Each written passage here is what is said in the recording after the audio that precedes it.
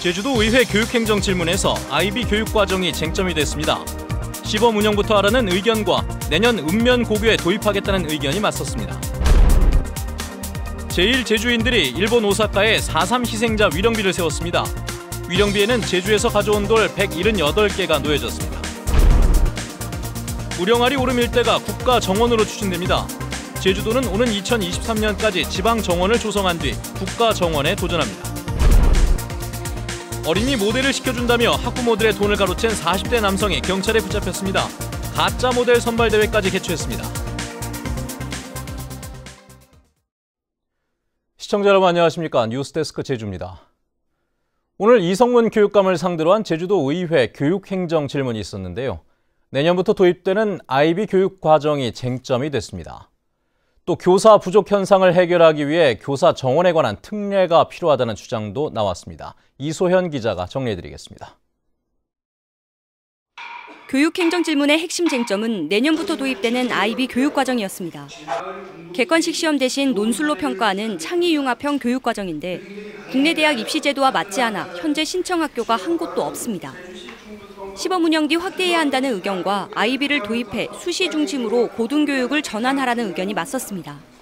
제주 외고에 IB를 시범 운영해서 외국 대학에 가려고 하는 학생들에게 지원하는 게 오히려 타당하다고 생각하는데 현재까지 생각이 없습니다. 분명한 것은 읍면지역 고등학교를 선택하는 학교로 만들겠다.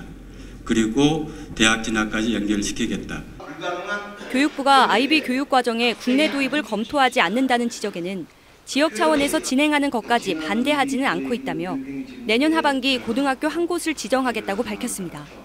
제주도에서 실행하게 된다면 10년 이내에 저는 코리아 바칼로의 방향성에 대해서 논의가 가능하다고 봅니다. 교사 정원에 관한 특례도 도마에 올랐습니다. 연간 300명 이상 기간제 교사가 충원되는 기형적 구조를 개선하기 위해 정부로부터 교사 정원에 대한 자율권을 이양받으라는 주장도 나왔습니다. 교육기관 구성미, 교육기관 그리고 특례 이런 조항들이 다 있는데 그런 물적 토대 위에서도 얘기를 해나가면 공론화돼야 될 거 아닙니까? 과거에 지방직화 논의가 있어서 심하게 갈등을 불러일으켰습니다. 지금 다시 이게 수면 위로 올라오게 되면 갈등을 불러일으키면서 이 교육감은 4.3의 전국화를 위해 교사 연수를 확대하고 부족한 보건교사에 대해서는 교사 전체가 응급 상황에 대응할 수 있도록 보완하겠다고 밝혔습니다. MBC 뉴스 이소연입니다. 최근 신원이 추가로 확인된 4.3 희생자 유해는 불법 군사재판에 의해 처형된 희생자와 3면 예비검속 희생자로 밝혀졌습니다. 제주 4.3 평화재단은 유전자 감식을 통해 신원이 확인된 4.3 희생자 유해 29구 가운데 22명은 1948년 불법 군법회의로 사용을 선고받았고 나머지는 3면 예비검속 희생자 등으로 확인됐다고 밝혔습니다. 이들 희생자 유해는 2007년부터 2009년까지 제주국제공항 남북 활주로 서북 쪽과 동북 쪽에서 발굴됐습니다. 지난 4.3 당시 10,000명에 가까운 제주 사람들이 일본으로 참극을 피해갔습니다. 그들은 고향 땅에서 쓰러져간 4.3 영령들을 위로하며 수십 년 동안 위령제를 지내왔는데요. 이번에 십시일반 후원금을 모아 오사카에 4.3 위령비도 세웠다고 합니다. 박주연 기자가 전해드리겠습니다. 4.3 사건으로 가족들을 잃고 도망치듯 일본으로 건너온 고춘자 할머니. 4.3 영령을 위로하는 위령비가 모습을 드러내자 눈물을 감추지 못합니다. 낯선 이국 땅에서 4.3의 아픔을 애써 누르며 살아온 지 60여 년 만에 4.3을 기억할 공간이 생긴 것이 감격스럽기만 합니다. 너무나도 감사를 느끼고 있어요. 예, 이제 제주도에 못 가시는 분도 많잖아요. 여기 올 수 있잖아요. 네, 그래서 더 좋아요. 4.3 당시 참극을 피해 일본으로 건너간 제주 사람들이 4.3 진상규명 운동을 시작한 것은 지난 1988년. 4.3은 이념과 관계가 없다며 오사카에 거주하는 많은 한국인 후세들이 모여 위령제를 지내오다 십시일반 후원금을 모아 위령비를 세웠습니다. 위령비에는 4.3 당시 178개 마을을 상징하는 제주의 돌들을 쌓아 고향에 대한 그리움도 담았습니다. 네, 억울하게도 고향인 제주도에 못 가시고 돌아가신 분도 많아요. 근데 그분들을 우리가 항상 잊지 않겠습니다. 그런 마음으로 오사카서 이런비를 세우게 되었습니다. 제주 4.3 사건으로 일본으로 건너간 것으로 추정되는 제주도민은 5,000명에서 10,000명. 4.3 희생자 조사는 물론 피해 보상 대상에서도 제외돼 왔습니다. 4.3 70주년을 맞은 지금 그들의 아픔도 함께 보듬을 때입니다. MBC 뉴스 박주연입니다.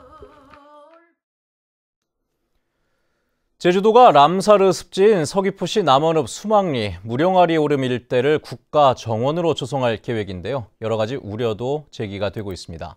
이 때문에 주민들의 의견을 듣고 람사르 습지 보전을 위한 대책을 명확히 해야 한다는 지적이 기본계획 용역 최종 보고회에서 제시됐습니다.